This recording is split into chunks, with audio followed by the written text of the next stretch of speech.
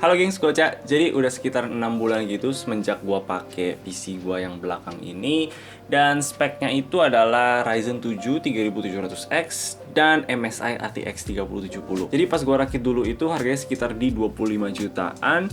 Dan sekarang kalau kita pengen rakit yang sama persis, itu harganya bisa minimal di 40 juta. Dan bisa lebih lah, tergantung yang jualnya itu kasih harga berapa. Which is just gue technically bisa jual PC ini sebagai barang bekas tapi masih balik modal gitu. Mungkin gue bisa taruh harga di 30 atau 35 juta kan, siapa tahu masih ada yang mau beli. Jadi ya mahal banget nggak kira-kira. Tapi kalian tahu nggak apalagi yang mahal? Windows CDK.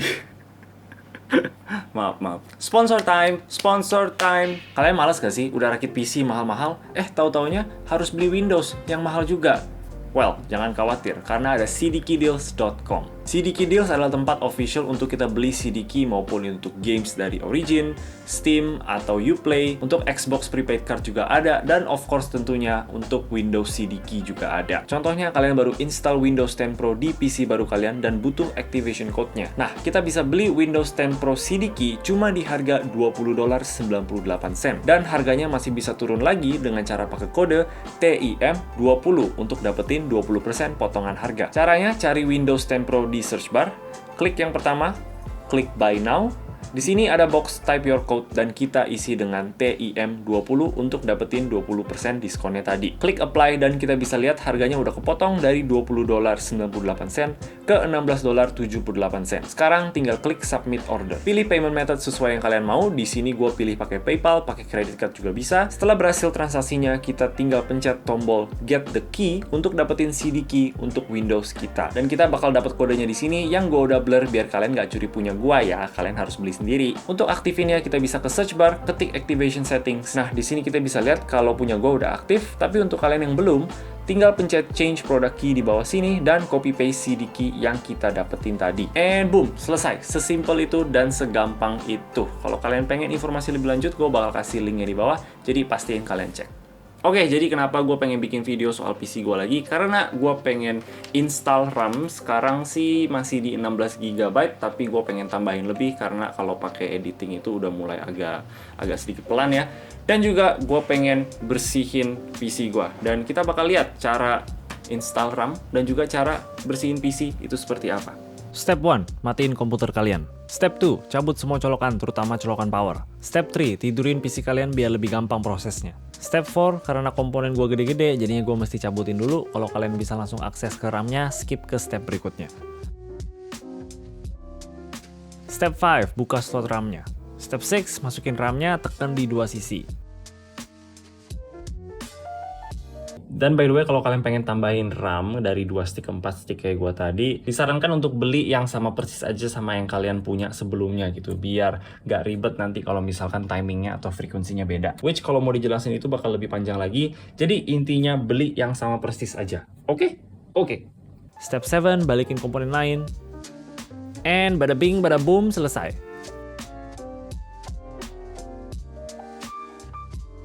Oke, jadi kita udah install RAM-nya, gampang aja. Dan sekarang kita bakal move on ke bersih-bersih PC-nya. Karena gue juga udah 6 bulan lah nggak pernah bersihin PC ini. Dan gue juga tahu kalian nggak pernah bersihin komputer kalian.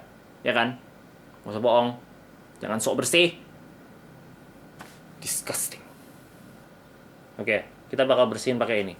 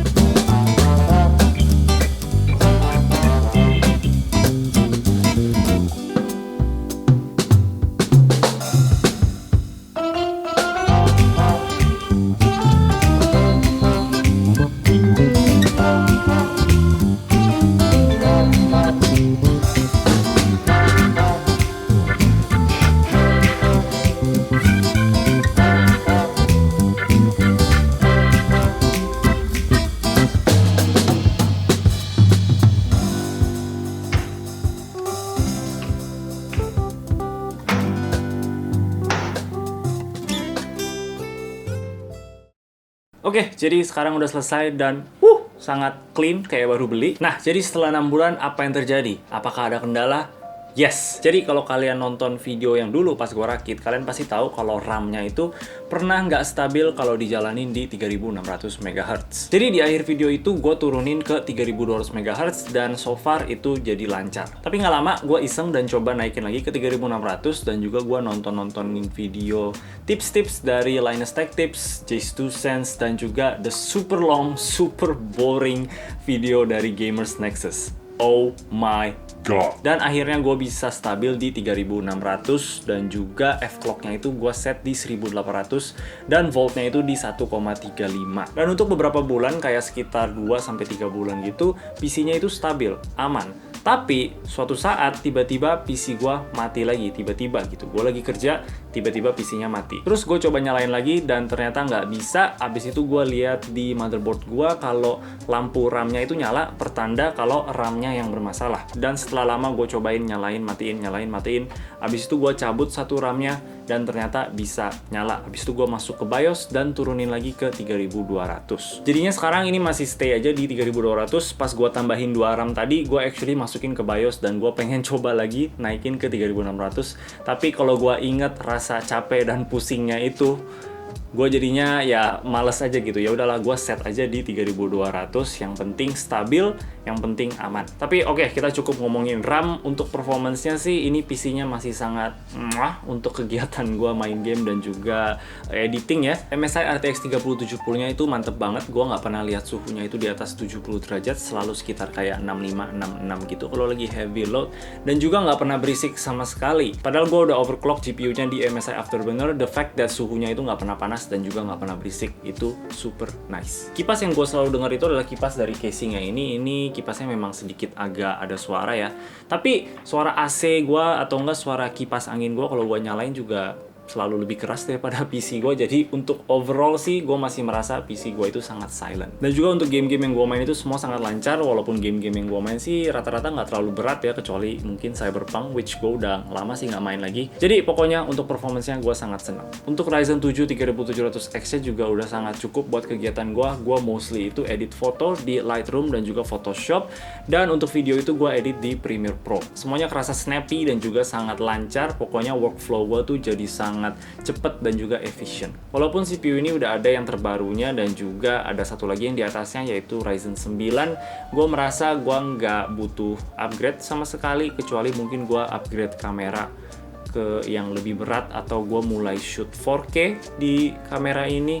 Gue sih nggak rasa gue butuh CPU yang baru, ini tuh udah cukup banget. Dan untuk cooler Noctua-nya, untuk casingnya ini gue awal agak rada gimana gitu karena ini tipenya nggak ada dust filter, jadi debu yang keisep sama kipas di depan itu bakal masuk aja ke dalam. Gue awal pikir dalamnya bakal berdebu banget dan gue bakal butuh untuk bersihin sering-sering, tapi ternyata pas gue lihat itu debunya nggak banyak sama sekali gitu, bahkan kayak sama aja kayak debu-debu yang ada di atas meja gue. Justru malah karena nggak ada dust filter, kita punya aliran angin dari casingnya ini bakal tetap kuat gitu, karena debu tuh bisa bertumpuk di dust filternya, bikin ngeblok kita punya perputaran anginnya gitu. Jadi dalam teori kalau debunya itu udah tebel banget di dust filter, angin yang masuk itu nggak bakal sekuat kalau dia bersih. Karena dia nggak ada dust filter, aliran angin yang masuk tuh bakal sama aja walaupun dia kotor. Gue juga cek suhu CPU-nya sebelum dan sesudah gue bersihin, dan itu sama aja di 74 derajat selama 10 menit di Cinebench R23. Jadi ya sebenarnya itu aja sih, gue seneng banget sama PC gue satu ini, udah bantu gue kerja